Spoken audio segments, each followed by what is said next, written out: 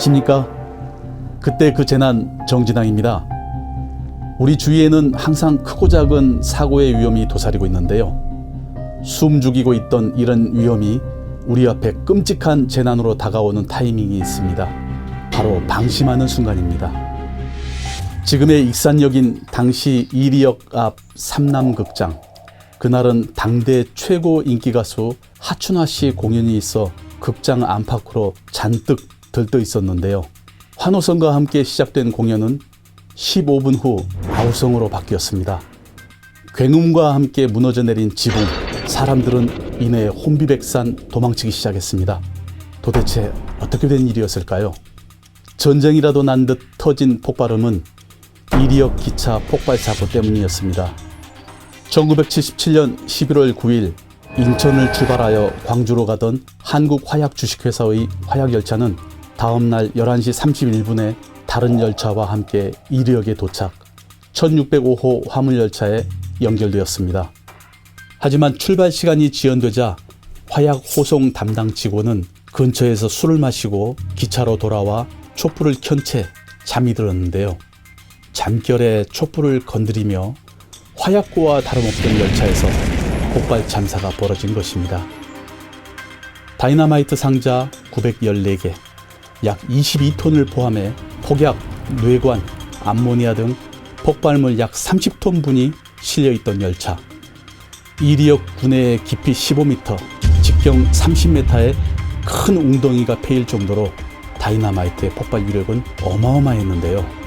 역 구내에 있던 열차 30여량이 파손되었고 철도 공무원을 비롯해 59명이 사망하고 약 1343명이 부상을 입었습니다. 또한 역 반경 4km 내에 집 9,530여 채가 부서지고 공공시설물을 포함 약 61억 원의 재산 피해가 발생했습니다. 사건 개요만 보면 이리역 폭발 사고는 안전을 무시한 개인의 단순 과실사고로 보이지만 사실은 안전불감증이 낳은 총체적인 인재였고 원칙만 지켰다면 절대 일어날 수 없는 사고였습니다. 원래 화약을 점화하는 데 쓰이는 발화용 금속 뇌관은 폭약과 함께 운송할 수 없는 것이 규정이었는데요. 업체가 이 원칙을 무시하고 뇌관과 폭약을 함께 열차에 싣는 바람에 폭발에 단초를 제공했습니다.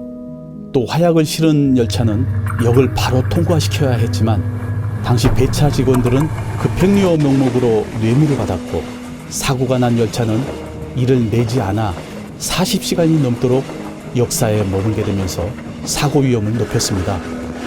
애초에 화약을 실은 화차 내부에는 누구도 탑승할 수 없음에도 호송 직원은 이리역과 마찰을 핑계로 술을 마시고 화물칸에 들어갔고 추운 날씨 몸을 녹이기 위해 촛불을 켠 것입니다. 안전을 위한 운송 원칙을 외면하고 돈을 벌기 급급했던 업체의 이기주의와 직원들의 안전 불감증, 또 편의를 명목으로 뇌물을 주고받던 사회적 관행이 한데 어우러진 이리역 폭발 참사는 물질 만능주의가 팽배했던 1970년대 대한민국의 한 단면을 보여주는 씁쓸한 사건이 아닐까 합니다. 찬바람이 불기 시작하는 가을이 되면 춥고 건조한 날씨로 인해 화재 사고도 빈번해지는데요. 2020년 9월 대구 서문시장에 발생한 화재가 초기 스프링클러 작동으로 자체 진화된 적이 있습니다. 자라보고 놀란 가슴, 소뚜껑 보고 놀란다고 상인들은 화들짝 놀란 가슴을 쓸어내려야 했는데요. 불과 4년 전엔 대형 화재를 피할 수 없었기 때문입니다. 2016년 11월 30일 새벽 대구의 가장 큰 전통시장인 서문시장에 대형 화재가 발생했습니다. 새벽 2시 8분쯤 서문시장 1지구와 4지구 사이 점포에서 시작된 불은 순식간에 건물 1층을 모두 태운 뒤 곧바로 위로 번졌는데요. 낡은 건물에 섬유 매장이 많았던 탓에 화재 확산 속도가 빠를 수밖에 없었습니다. 당시 소방차 97대와 소방인력 700여 명, 소방 헬기 2대가 투입돼 큰 불길은 잡았지만 시장 내부의 불은 쉽게 잡히지 않았습니다. 화재 발생 6시간 뒤인 오전 8시 50분쯤엔 건물의 계단과 천장 등 일부 구조물이 무너지기 시작, 진화 작업 중이던 소방관들을 위협하며 불길은 사지구 전체로 번졌습니다. 결국 시장 내 점포 679곳이 전소됐고 400억 원의 재산 피해가 발생했는데요. 새벽 시간 사고로 큰 인명사고는 없었지만 진화 과정에서 안타깝게도 소방관 2명이 중경상을 입었습니다. 서문시장의 화재는 이번이 처음이 아니었습니다. 1922년 시장이 개설된 이후 크고 작은 화재가 계속됐는데요. 2005년에는 서문시장 2지구에서 화재가 발생해 1190여 개의 점포가 불타며 총 689억 원의 재산 피해가 나기도 했습니다. 서문시장을 제외한 다른 전통시장에서도 화재 사고가 종종 일어나는데요. 2020년 9월 추석 대목을 며칠 앞둔 서울 청량리 전통시장에서도 화재가 발생해 코로나19로 힘든 시간을 보내고 있던 상인들의 마음을 까맣게 태웠습니다. 좁고 밀집된 형태의 전통시장은 화재에 취약한 구조인데요.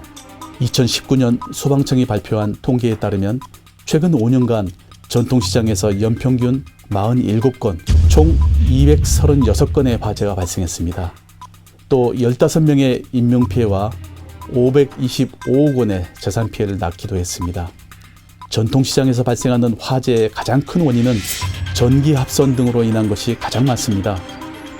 화재 예방을 위해서는 무분별하게 노출된 전기선을 정리하고 노후화된 시설을 수시로 관리해야 합니다. 또 좁고 밀집된 시장 골목에선 작은 불씨도 순식간에 대형 화재로 번질 수 있기 때문에 초기 진압이 중요한데요. 소방차의 진입로를 확보할 수 있도록 통행로를 정리해야 합니다. 특히 최근에는 코로나19로 사람들이 각 가정에 머무르는 시간이 늘고 있는 만큼 집안에서도 각별한 주의가 필요합니다. 전기, 가스, 유류 등 화재의 원인을 찾아 사전에 정비하고 문어발식으로 한 개의 콘센트에 여러 개의 전열기구를 사용하지 않는 것이 좋겠습니다. 또 만일의 사태에 대비해 가정용 소화기를 준비하고 미리 소화기 사용법을 알아두는 지혜가 필요합니다. 모든 것을 앗아가는 재난사고는 시장이나 집과 같은 일상 어디에서나 일어날 수 있습니다. 지난 2017년 11월 2일 경남 창원의 창원터널 장유방향 입구에서 각종 윤활유 수십 통을 싣고 가던 화물차가 중앙분리대를 들이받고 전복된 사고가 발생했습니다. 이 사고로 마주오던 차량 10대가 윤활유통과 충돌해 전소되며 수십 미터 구간이 시커먼 연기로 뒤덮였고 트럭 운전사를 포함해 3명이 현장에서 숨졌습니다. 취직한 지 3개월밖에 안 된 사회 초년생과 손주를 보러 가던 할머니의 목숨을 앗아간 끔찍한 사고의 원인은 바로 브레이크 고장. 차량 배터리 연결선이 벗겨지면서 여러 차례 핀 불꽃으로 브레이크 오일관에 구멍이 생겨 차량은 제동력을 상실했습니다. 또 사고 차량은 최대 적재량이 5톤인데 당시 7톤이 넘는 화물을 싣고 있었습니다. 2톤이 넘는 양을 과적 중임에도 적재함에 기름통을 고정시키거나 하는 안전장치가 미비했던 차량. 이 때문에 실려있던 기름통이 사고가 나자마자 손쉽게 반대 차선으로 튕겨져 나갔고 불이 순식간에 번지며 피해가 커졌습니다. 관련 법령에 따르면 차량의 윤활유 5,000리터를 넘게 적재하면 위험물 수송 차량으로 등록해 GPS로 운행 기록을 관리하도록 되어 있는데요. 사고 차량은 윤활유를 가득 실었음에도 위험물 수송 차량으로 등록되지 않았고 안전수칙도 제대로 이행하지 않은 것으로 드러났습니다. 또 사고가 났던 창원터널은 터널 구간이 2.34km에 달하는 데다 출입구 양방향 모두 경사도가 5% 이상인 도로와 연결돼 평소 사고가 잦은 곳으로 악명이 높았는데요. 평소 사고가 자주 발생하는 구간에 조금 더 안전운전에 관심을 기울이고 위험물 운반 수칙을 지켰다면 어땠을까 하는 아쉬움이 남는 사고였습니다. 어떤 큰 사고도 우리에게 신호를 주고 발생하지 않습니다. 그저 나는 괜찮을 거라는 잠깐의 방심과 욕심만 있을 뿐이죠. 기본과 원칙을 준수하는 대가로 즐겁고 행복한 일상을 지킬 수 있다면 그것은 크게 어려운 일이 아닐 것입니다.